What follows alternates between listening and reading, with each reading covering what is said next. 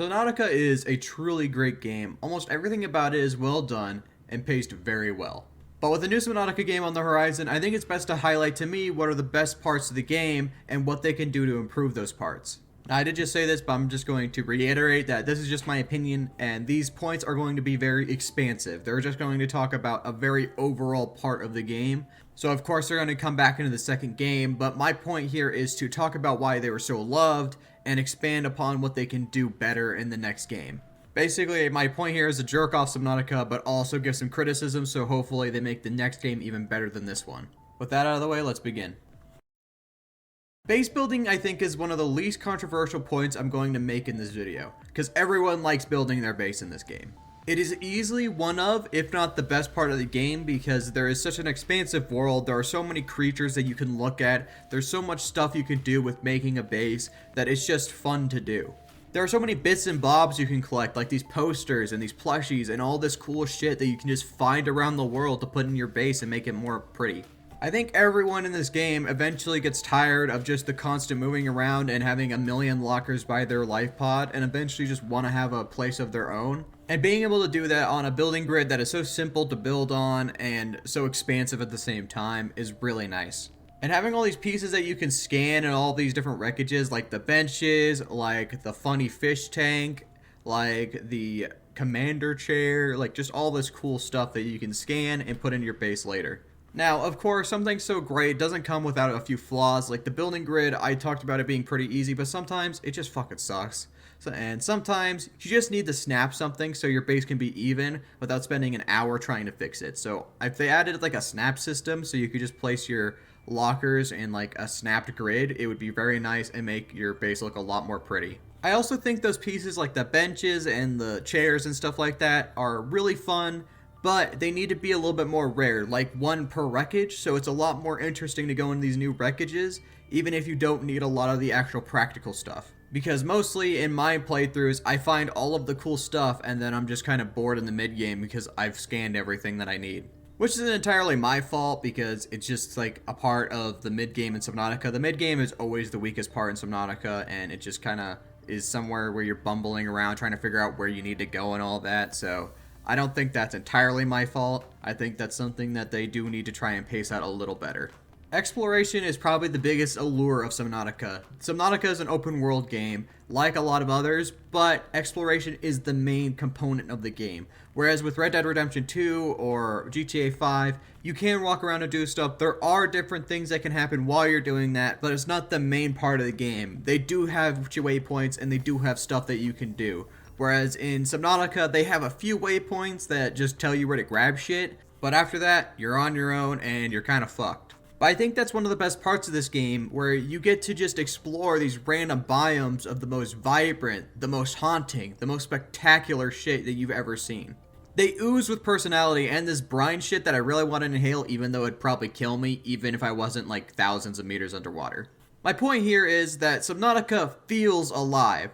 So when it's dead, it's truly horrifying. When you're in the dunes with sparse life, you feel completely alone. For every wonder, there is crushing despair, and that is something that the game devs have done to a masterful extent.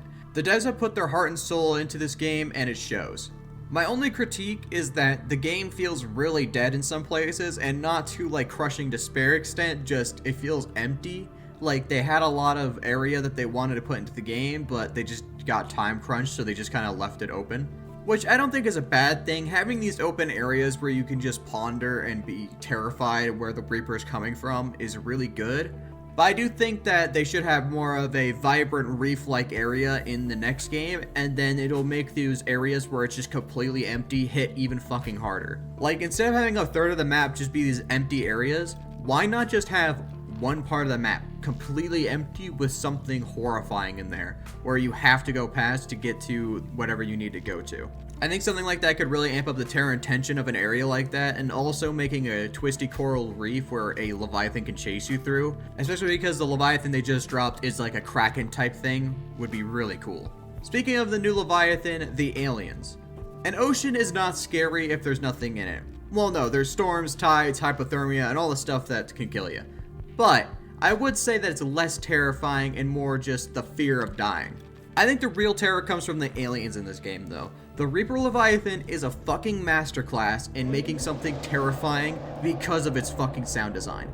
The sound design is the scariest part of the Reaper, hands down, there is no question. The actual creature design can kind of complement it, but I feel like it's more kind of cool to look at rather than just terrifying. I truly believe if anything came out of that fucking darkness after that fucking roar, I'd be terrified of it anyway. It could be literally a fucking Furby. You know, like anything could have come out of that darkness and I would be like, oh!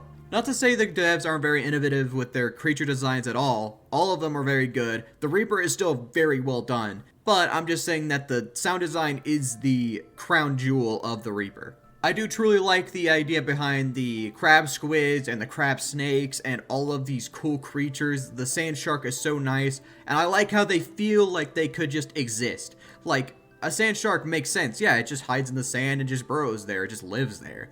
Like, a reefback, yeah, we have whales in our environment. Like, that makes sense. A bone shark is just a shark with bone. Like, all of these seem like they could exist in this environment and exist in real life if we were ever to see them in our oceans. I do truly love the world building around the animals as well, that this biodiversity only happened because of where they live, and everywhere else it's just ghost leviathans. It's a really nice way of doing it, and I love it a lot. Although in the Arctic, it's just the Celerates in the void instead of the ghost leviathan. But in classic Party Pooper Abe fashion, I'm gonna do my criticisms now. First of all, I wish the animals felt more alive. Like, right now, they just kind of feel like code in a game. Like, they do hunt smaller creatures, but then they just explode into blood, which is not something I think is a good way of doing it.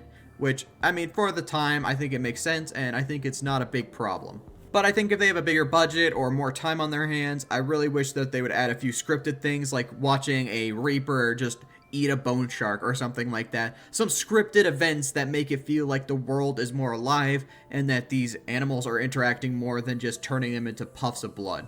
And I do acknowledge the schools of fish and stuff, and I feel like they did a lot to make this world feel more alive, and they're really good, but I wish they added a few more things to make this feel like a bigger ecosystem at large.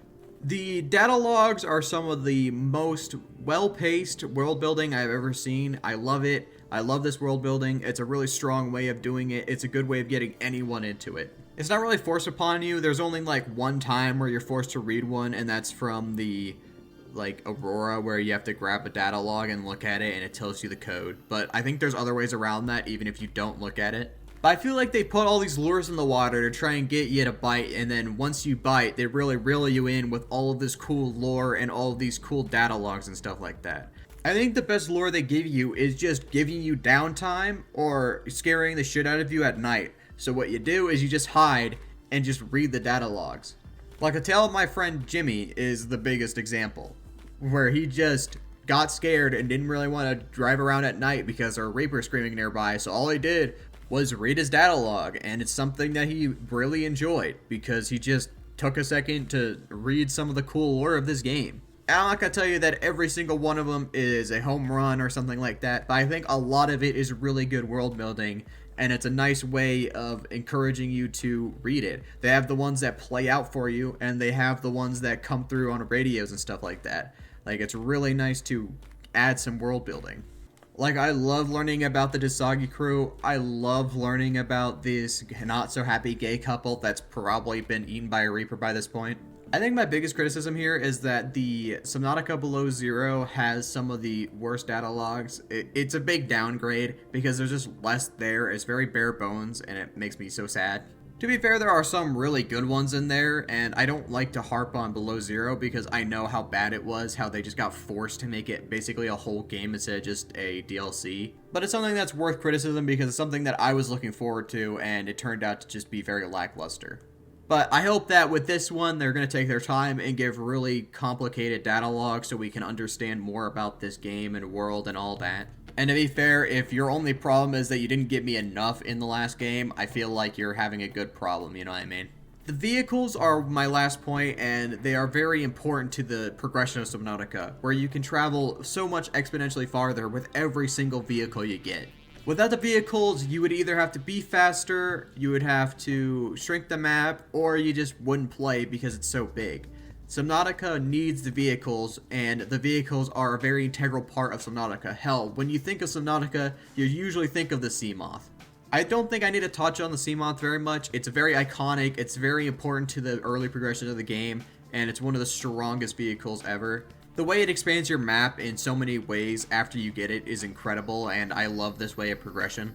The Cyclops and the Sea Truck are some of my favorites too, and I truly love how you're never safe in these vehicles, how it feels like these pieces of metal barely hold you together and barely keep you safe. My only critique, which isn't really a critique, is just something I want, is that I want the Cyclops, I want the Sea Truck, I want the Seamoth, I want all of it in the new game. All of it, plus the new ones. Like, that's all I want. Alright? That's really cool to have multiple vehicles, and I would love to be able to rock out in my Cyclops with another homie. Because it does say that you need multiple people to crew this vessel. And just at the end here, I'm going to tack on, because it's just an overall criticism of the game, trying to make the mid-game just a little bit more meaty. It feels very bare bones in the original game, whereas you're just kind of fumbling around trying to find whatever pieces you need to move on to the next last part of the game, and that's not fun.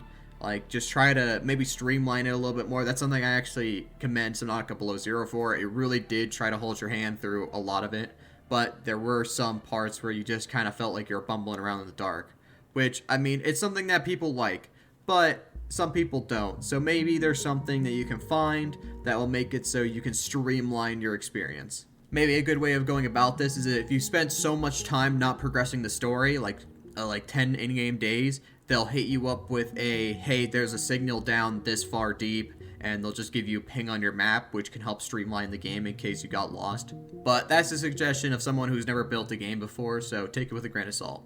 All in all, there are so many great elements of Subnautica, and I just wanted to highlight the biggest pieces that are something that I hold dear to this game. It's the biggest pieces that fit together to make Subnautica, you know? And they're the pieces that are really strong and just need a slight tweak, in my opinion, to make the game truly exceptional. It is already like a really strong game, and it's already exceptional, but you could just make it all the better. But with all that being said, I really hope you guys enjoyed. I really hope you guys are excited for the new Subnautica as I am. I can't wait to troll my friend and drop him into the jaws of a fucking Leviathan at some point. It's going to be hilarious, and I hope you guys have a great day.